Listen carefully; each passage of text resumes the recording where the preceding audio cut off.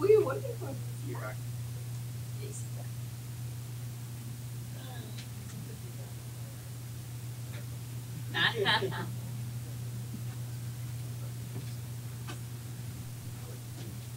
Ça marche avec le café.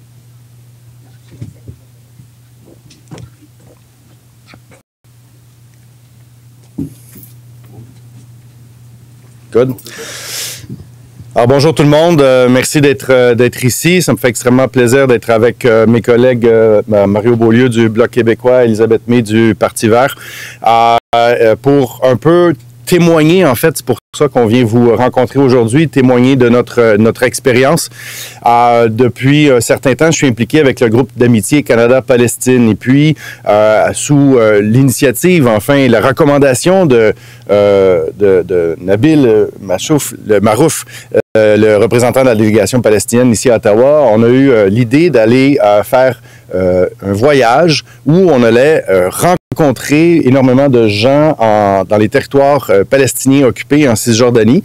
Alors, on a passé 7 jours, on était 18 députés de la Chambre des communes, des représentants de tous les partis politiques. Malheureusement, le Parti libéral et le Parti conservateur ne sont pas avec nous ce matin, mais on était représentants de 5 partis. Alors, on a rencontré là-bas pendant une semaine des élus municipaux, des ministres, on a rencontré des associations de défense de droits, de groupes des femmes, on a rencontré des citoyens, des citoyennes, on a visité des camps de réfugiés, on a entendu des avocats, on a rencontré des enfants qui avaient été arrêtés par les soldats. Alors, des députés de la Knesset, effectivement, le Israeli Peace Parliament, des anciens députés israéliens de la Knesset, des vétérans, des anciens combattants de l'armée israélienne également qui parlent de leur expérience qu'ils ont vécue quand ils étaient en fonction en Cisjordanie notamment. Alors, comme je l'ai déjà écrit sur un post Facebook, on ne ressort pas indemne d'un voyage comme ça en Palestine. Pour un Québécois ou pour un Canadien, c'est extrêmement troublant, même choquant, d'observer par ses propres yeux la réalité quotidienne des Palestiniens et des Palestiniennes. Et je voudrais peut-être résumer, parce qu'on pourrait rentrer dans tous les détails de toutes les villes, de tous les gens qu'on a rencontrés, mais d'abord et avant tout, on a en plein visage qu'il s'agit d'une occupation militaire.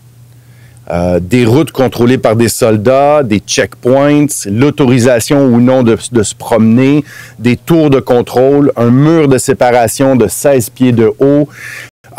Tout ça est visiblement une situation qui est extrêmement anormale pour nous qui vivons dans une société libre et démocratique où on peut se promener où on veut, on n'a pas besoin de montrer nos pièces d'identité à tout instant. Alors, c'est de voir ça, cette occupation militaire, je pense que ça nous rappelle quelle est la situation de la Cisjordanie depuis 1967, depuis l'acquisition de ce territoire-là par l'armée israélienne. La deuxième chose, c'est la colonisation forcée du territoire palestinien.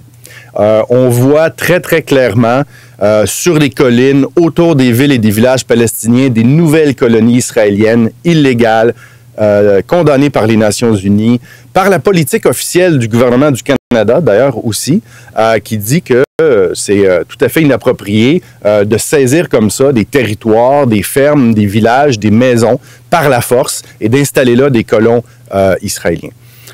Ça rend d'ailleurs la possibilité d'un État palestinien viable et sécuritaire plus difficile à envisager, même si là-bas, les gens nous ont dit continuez à pousser sur cette solution-là. C'est ce que nous voulons, 2 États côte à côte qui vivent dans la paix, dans la sécurité, qui sont viables.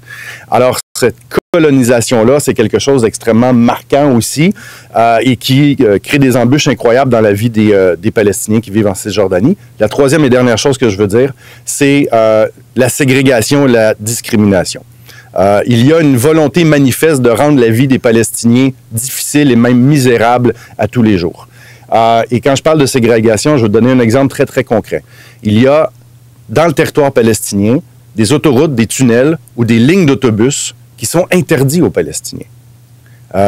C'est quelque chose qui est difficile à concevoir quand on croit puis on prône l'égalité de l'ensemble des êtres humains. Alors, c'est pour ça que nous, comme groupe d'amitié, par la suite, notre travail, ça va être de s'asseoir ensemble, d'écrire un rapport sur ce que nous avons expérimenter ce que nous avons vécu là-bas. Elisabeth va parler un petit peu plus aussi de la situation des enfants qui se font arrêter et jugés par des cours militaires en Cisjordanie. Et par la suite, avec ce rapport-là, nous allons faire des recommandations au bureau du premier ministre et nous espérons que ça va pouvoir peser et infléchir un peu la position canadienne qui, en théorie, est excellente, mais dans les faits, est presque jamais dite publiquement et avec assez de fermeté sur la place publique et dont les votes aux Nations Unies ne correspondent pas toujours non plus à la position officielle du ministère des Affaires étrangères. Sur ce, j'en ai assez dit. Je passe la parole à Mme May. Merci. Merci, pardonnez-moi. Merci, Alexandre, et merci, Mario, d'être ici avec moi. Mais, my resume is in English. I wanted to just share the background of why we're here today as members of Parliament from 3 parties. Members of Parliament from all 5 parties participated in a trip organized through the Canada-Palestinian Parliamentary Friendship Group. And at the invitation of our representative from the Palestinian Authority to the Government of Canada, His Excellency Nabil Marouf, we traveled to the West Bank primarily. We were also in Tel Aviv and Jerusalem and on the Israeli side of borders, but we spent most of our time between April 1st and April 6th. We left here Good Friday and traveled back on Friday, April 6th to Canada. In that time, we had an intensive study trip to areas of the West Bank, primarily Bethlehem, Hebron, Ramallah. We visited refugee camps. We met with, in Jerusalem, we met with members past and present of the Knesset from the Israeli side. They are gathered together in a group called the Parliament for Peace. We saw with our own eyes the situation for Palestinians. I want to say that I don't think there's a single member of our group who wouldn't say very strongly and clearly that we support the state of Israel. We support the right of the state of Israel to exist. That's not a question. But Canada's public policy continues to be, through many administrations, unchanged support for the two-state solution. And at the Oslo Accords back in 93, it was confirmed that in the state that was Palestine before 1948, 78% is going to be Israel and 22% is going to be Palestine. But the opportunities for a two-state solution are dwindling as a project, and you can only describe it as a project, as Alexandre Boulerice just said, a project of colonialism and expansion. So that was a big eye-opener for me. I had thought that settlements, Israeli settlements, were the act of sort of lone extremists, Zionists who set out to build their own homes on land that wasn't theirs. I hadn't really understood that these were massive housing developments, identical and high-end houses for 40,000 occupants built on a hill with full infrastructure ready to go for anyone who would move in at subsidized rates, complete with exclusive Israeli-only highways, complete with access to water that was free and abundant if you're an Israeli, but if you're on the Palestinian side of the wall, very hard to get access to water, complete with ringed with watchtowers and full-on military protection for these expansionist settlements.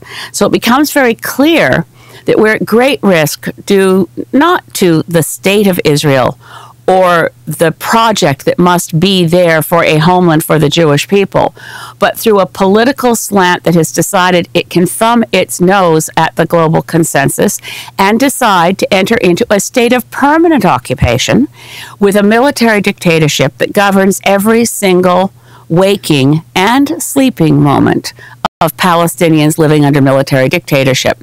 We are particularly concerned for the situation for children. We met with one young man whose picture made international news as he was under arrest. One scrawny little 17-year-old kid surrounded by more than a dozen Israeli soldiers. His name is Fauzi Junidi. And over a course of 3 days in prison, including being beaten, his collarbone was broken. They kept asking him to confess to something he said he did not do, which was throwing stones. He still awaits trial. And I'm hoping that we can impress upon our friends here in Canada, in the Embassy of Israel to Canada, that the military courts have a terrible record of over 97% conviction rate of children between 12 and 18 who are jailed in the same prison with adults. Fauzi Janidi and his need for justice is something as members of parliament who met with him will be watching for very closely. In the meantime, it should be possible in Canada to stand firmly and clearly in support of the state of Israel, in support of a two-state solution, which also means we stand in support of a state of Palestine. Thank you. Mario? Merci. C'est une chose de voir, de comprendre la situation sur papier, mais de la voir directement. Comme on l'a dit avant, c'est vraiment choquant et très émouvant. Alors, moi, j'ai pu participer seulement 2 journées au voyage, mais j'ai tenu à y aller. Et c'est vraiment saisissant. Par exemple, à Hébron, de voir des colonies en plein centre-ville, dans le vieux Hébron, où on a pu visiter, mais nos accompagnateurs palestiniens n'avaient pas le droit de passer. C'est un ancien marché public dans le vieux Hébron qui est maintenant fermé parce que l'accès est réservé aux Israéliens et aux Palestiniens qui habitent cet endroit-là. Voir des marchés publics où il y a des grillages pour protéger les gens contre les roches qui sont lancées à partir des colonies. Ce qu'on a vu, on l'a dit, c'est vraiment en ce moment une situation où Israël, puis comme Mme Mill l'a dit, on reconnaît le droit à l'État d'Israël d'exister, mais où Israël est en train d'envahir le territoire palestinien, où il y a des colonies de peuplement, des avant-gardes militaires qui sont suivies par des colonies de peuplement, qui sont ensuite entourées de murs. Par exemple, dans la vallée de Crémisan, c'était vraiment saisissant. Et il y avait un couvent, un monastère chrétien qui était là et on a voulu bâtir un mur pour les séparer de la Palestine comme leur mission. Et ils ont des moyens juridiques très développés et beaucoup de ressources. Ils ont fait des procédures au tribunal israélien pendant une dizaine d'années. Et la vallée de Crémisan, il y a, je pense, une 50aine d'olivrets qui appartiennent à des familles chrétiennes qui sont là parfois depuis 2000 ans. C'est un patrimoine et ils ont construit un mur. Ils voulaient séparer le couvent, le monastère de la Palestine, mais comme leur mission, c'est d'aider les Palestiniens, ils ont réussi au bout de 10 ans de procédure d'être du côté palestinien du mur. Le mur a été bâti. On a dit que il donnerait l'accès aux propriétaires des olivrets de gérer, d'entretenir leur oliveret, tout ça. Ils n'ont même pas eu l'accès pour aller récolter les olives. Alors, on voit, ils ont fait ce mur-là pour permettre à ces Gilot puis Argilot, 2 colonies, pour les rejoindre. Alors, ce qu'on voit, c'est ça, c'est des murs de la ségrégation. On a beau dire n'importe quoi, mais c'est pratiquement l'apartheid qui existe en ce moment en Palestine. Un droit pour les Palestiniens, un droit pour les Israéliens. Alors, je pense qu'il faut agir. On peut pas simplement attendre en disant qu'il y a des négociations. Ce qu'on a vu, ça ressemblait pas à des négociations, ça ressemblait plutôt à une colonisation d'un territoire en ce moment par Israël. Alors, juste pour la part pour le Bloc québécois, on avait déposé en avis une motion pour reconnaître la Palestine comme un État indépendant pour effectuer une pression sur Israël pour qu'il y ait des négociations. Et moi, je pense que le Canada devrait, à tout le moins, entreprendre des relations diplomatiques formelles avec la Palestine. Merci. Donc, je vois que vous êtes 3, mais il devait y avoir les libéraux et les conservateurs aussi. Je vois que M. Ouellette décide de ne pas monter au micro. Jusqu'à quel point est-ce que vous pensez que ça va être réaliste de produire un rapport commun qui donne une position commune à tous ces gens? Oui, je peux dire seulement que je suis vraiment optimiste. Il y a les questions maintenant d'urgence, les questions plus compliquées, par exemple, la réponse du Canada au sujet des événements à Gaza. Mais dans notre voyage, je pense que nous avons trouvé un terrain de consensus vraiment profond pour les droits humains des peuples de Palestine. Et nous pouvons travailler ensemble comme un groupe. So I'm very very optimistic that as a group, we will have a consensus report. We're meeting again next week. But again, as 18 members of Parliament, we were 8 New Democrats, 7 Liberals, 1 Conservative, 1 Bloc, 1 Green. And I think that on the bulk of the trip, you wouldn't be able to tell what party any of us were from in terms of our reaction and the questions that were asked. We functioned very well in a nonpartisan way during the trip, and this is just a little opportunity to give a response because so many people in media were asking questions about our trip.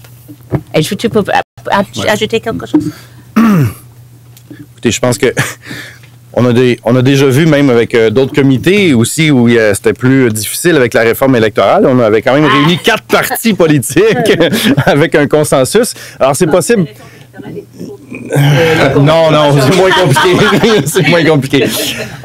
Mais je partage aussi l'optimisme d'Elisabeth. Je pense qu'il y a beaucoup de nos collègues libéraux qui ne sont pas ici avec nous ce matin, mais qui nous ont dit l'expression en anglais que c'était un eye-opener, c'est-à-dire que c'était révélateur, ça leur avait ouvert les yeux sur la réalité des Palestiniens qui souffrent sur une base quotidienne et dont le territoire est miné, grugé peu à peu par les colonies. Et je veux prendre 2 secondes dans la réponse que je vous donne pour vous montrer 2 petites cartes qui sont quand même très, très révélatrices. Et puis, ça permet à monsieur le caméraman de le regarder. Quand on parle du compromis historique des Palestiniens, où on garde 22 % du territoire, 78 % est gardé par Israël avec la ligne verte de 1967. Si on regarde la situation actuelle, le 22 % il est devenu 12 %. Et ce qui était ici la Cisjordanie, un territoire contigu avec des sources d'eau potable assez utilisables, c'est devenu en fait une espèce de fromage suisse grugé peu à peu par l'ensemble des colonies israéliennes, reliées entre elles par des routes exclusives. Et d'ailleurs, ce qu'on me dit, c'est qu'entre cette partie-ci et cette partie-là, il existe une seule route qui risque bientôt d'être coupée par les autorités israéliennes. Alors, on va couper la Cisjordanie en 2 potentiellement. Je veux ajouter quelque chose. C'est une question de eye-opener parce que c'est les questions des checkpoints militaires. C'est pas nécessaire d'avoir une raison pour quelqu'un, un officier militaire israélien, pour dire non. Ce n'est pas acceptable pour passer et rejeter le droit de passage pour quelqu'un. Comme un groupe de députés du Parlement du Canada, nous sommes refusés un checkpoint à Hebron quand nous avons la volonté de faire une visite vers le tombe d'Abraham. Nous sommes là, tout le monde, comme députés canadiens, avec nos passeports, et nous sommes diplomates, députés du Canada. Et l'officier, le soldat là, a dit non.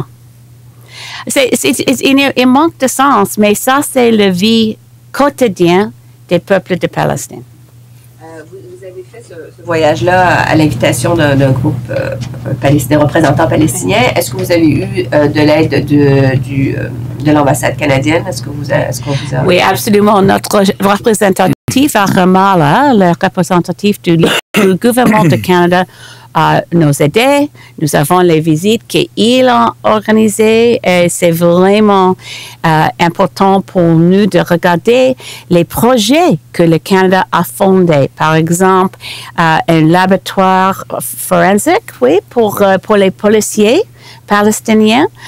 Et c'est le gouverneur général, l'ancien gouverneur général, David Johnston, a fait une visite seulement il y a quelques mois. Et Canada reste engagé dans la région, mais je suis certain que nous pouvons faire plus. Le Canada pourrait faire, si je pouvais vous entendre, M. Beaulieu, je vous ai entendu parler de ségrégation puis d'apartheid. Je doute qu'un mot comme celui-là se retrouverait dans un rapport commun de J'ai bien dit que ça représentait plutôt la position du Bloc québécois, mais moi, je pense, on dit que c'est la première fois qu'il y avait un voyage d'une aussi grande envergure avec des députés de tous les partis. L'important, c'est de trouver des points communs. On part d'un point où, normalement, on s'attendrait à ce que la position du gouvernement actuellement soit davantage nuancée, alors qu'à l'ONU, c'est à peu près exactement le même pattern qu'on a observé auparavant. Puis ce que je dirais, c'est que l'ensemble des des députés qui étaient là, qui ont participé, je pense qu'ils ont vu les mêmes choses, puis c'était vraiment saisissant. Alors, je pense que ça peut permettre, la reconnaissance de l'État palestinien comme un pays indépendant. C'est pas demain, même si la politique officielle du Canada reconnaît la solution à deux États. Mais de là, on reconnaît même pas le délégué de la Palestine comme un ambassadeur. Alors, il faudrait au moins ouvrir des relations diplomatiques. Il y a plusieurs petits pas qui pourraient être faits. Ça pourrait se retrouver dans un rapport commun? Oui. Je l'espère. Dis donc, vous pensez vraiment que vos collègues libéraux qui ne sont pas là devant avec vous signeraient quelque chose comme ça? Mais je pense que quand on regarde les politiques officielles de nos formations politiques, quand on regarde la politique officielle du gouvernement du Canada, du ministère des Affaires étrangères, il y a des dénominateurs communs. Et l'expérience que nous avons vécue là-bas et les observations que nous avons faites, peu importe notre couleur politique, nous les avons tous vues. On a vu la même affaire. Donc, on devrait s'entendre pour rapporter plus ou moins la même chose sur les violations des droits de la personne, les humiliations quotidiennes, les difficultés de la vie des Palestiniens, l'occupation galopante du territoire par les colonies, et rappeler la position officielle du Canada. Je pense qu'on est capable de s'entendre là-dessus, là. Je vais ajouter quelque chose. Oui. Mais vous n'avez pas répondu parce que vous disiez oui, aller jusqu'à réclamer du gouvernement une reconnaissance de l'État palestinien. Je ne dis pas que ça va être dans le rapport. Je pense que ça pourrait être dans le rapport. Parce que c'est logique, Mario l'a dit. Si on reconnaît une solution en deux États, à un moment donné, il va falloir reconnaître la Palestine comme un État. Oui, ça veut pas dire que vous allez convaincre vos collègues. Je vais essayer. Mais je vais ajouter un mot au sujet des mots divisifs, comme apartheid. Pour moi-même, je ne peux pas dire le mot apartheid au sujet du Palestine. C'est pour ça raison. Dans les frontières légales d'Israël, ce n'est pas un apartheid. Les peuples arabiques palestiniens, dont le vrai Israël, ont le droit de voter, prendre leur place dans le Knesset. Ce n'est pas un apartheid dans Israël. Mais dans le territoire occupé, c'est vraiment pire d'apartheid. It's much worse than apartheid was for South African blacks if you're a Palestinian in the occupied territory. You live under military dictatorship, and children as young as 12 can be jailed and only go to military courts. And there's so many really wonderful people within Canada who are offended by any attack on the policies of Netanyahu and see it as an attack on the state of Israel. And that's why it's really important for me not to use words that are going to be inherently divisive, because people who've visited Israel think, well, you can't compare Israel to South Africa under apartheid. And I agree, you can't. But the situation under apartheid in South Africa, it wasn't normal routine procedure to invade any home you felt like in the middle of the night and make everybody get up and have the whole house searched without any intelligence, to destabilize people's home life, to pick children up. The routine time for arresting children, we were told, was 2 o'clock in the morning. Because when a child wakes up in his bed or surrounded by soldiers, it tells you one thing as a child: your parents can't protect you. Nobody can protect you. And you're arrested, and there's no right of parents to visit a child in prison. They do have the right to seek legal counsel, but the separation is profound and the situation is intolerable for children. So that's a distinction I would make that you didn't see in South Africa. Je dirais aussi, à peu près tous les droits internationaux ont été violés. Fait que je pense que sur dénoncer les infractions au droit international, le faire davantage, on verra, mais on peut peut-être avancer aussi à ce niveau-là. Vous pensez remettre ça quand, ce rapport-là? C'est quoi votre objectif? Il y a une rencontre du groupe la semaine prochaine, mercredi, si ma mémoire est bonne. Je pense que l'objectif, ce serait être capable de remettre un rapport et des recommandations avant la fin de la session au mois de juin. Oui, avant la fin de la session. Et c'était qui le député conservateur qui était avec vous? C'est Garnet Genius. Ah oui? De Edmonton. Oui, merci. Merci beaucoup. Bonne fin de journée. Merci. And we did make history. I'm quite certain there's never been a Canadian delegation that was accompanied by First Nations drumming and group singing. Thank you very much.